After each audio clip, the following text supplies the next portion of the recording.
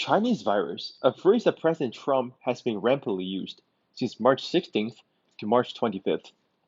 In March 16th, he tweeted, "The United States will be powerful in supporting those industries, like airlines and others, that are particularly affected by the Chinese virus." A lot of people, not even Asians including me, but also white people, black people, all these justice people, believe that Chinese virus is a highly emotional inciting phrase to use. So what I'm going to talk about today is why we should not call this COVID-19 virus as Chinese virus.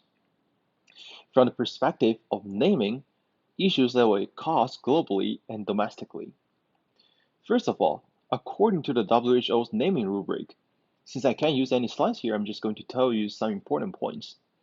There are two rubrics. One is disease name may not include. In there, we've got geographic locations, people's name, species of animal, cultural, population, industry, or occupational.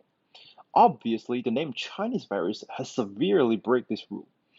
Another one is disease name may include, which contains generic descriptive terms, specific descriptive terms like age group and so on. In COVID-19, CO stands for corona, V for virus, and D for disease. Formerly, these diseases are referred to as 2019 novel coronavirus. Well, I've also heard people saying that, what about the Spanish flu, or MERS, which is the acronym of Middle East Respiratory Syndrome? Why are these geographically named viruses allowed? The Chinese virus is not allowed. For Spanish flu, it didn't even start from Spain. And the reason why it is called Spanish flu is because that Spain first reported that they've discovered a new virus. For MERS, the WHO now uses MERS as an example of what not to do when naming a disease since it evokes a specific region. Experts now agree MERS can be seen as a disparaging. Moreover, H1N1 was originated in America, but I didn't hear people saying that it should be named as American virus. Since we human as a unity is going forward, we should learn lessons from past. Using what is outdated can be a bad idea. Now let's shift our attention from rubric of naming to what downside it may cause using the name between China and America. Let's first look at the prevailing discussed issue happened between China and Italy. In November 23rd, 2018, Dolce & Gabbana uploaded a video filming a Chinese model eating pizza with a pair of chopsticks. And the voiceover in the Chinese says, "How are we going to use these pair of thin sticks to eat our great Margherita pizza?" Ostensibly, we can tell that they know the right way of using chopsticks, but at the very beginning, they use a mocking way to introduce how the model is going to eat the pizza with chopsticks, just to infer the superiority of their traditional Margherita pizza. This video sparked fury in China, with accusation of racism and cultural ignorance.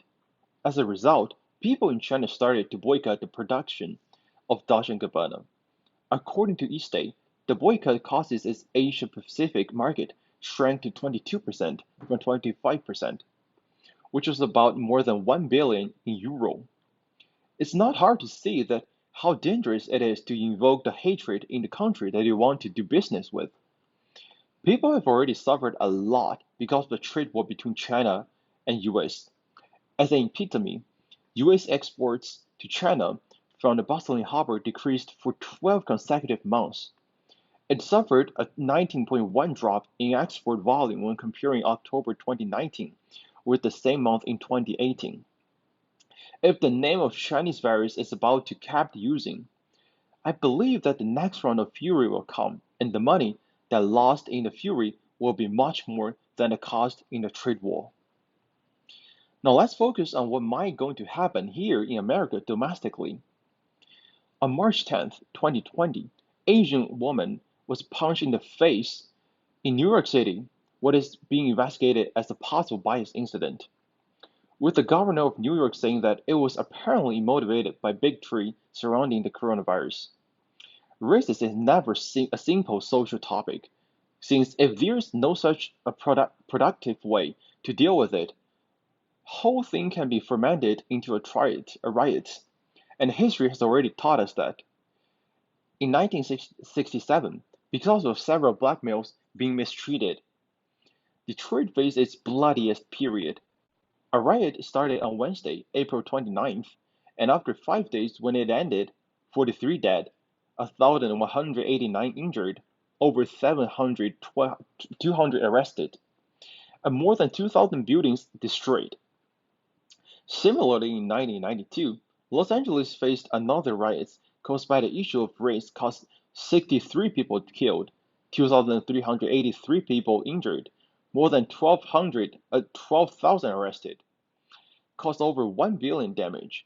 Again, people are vulnerable. They tend to listen to the words that authorities gave.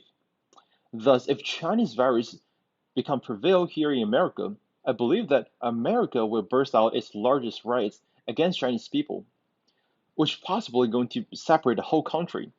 Moreover, the population of Chinese ethnicity is massive now here in America. It won't be a joke if they all unite together. The money that it is about to cost will be astronomical.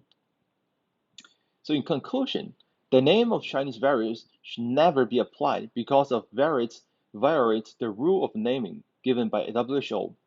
It causes tension between America and China and also domestically between each races. So free speech should be allowed. However, people also need to consider the consequences that it's going to bring.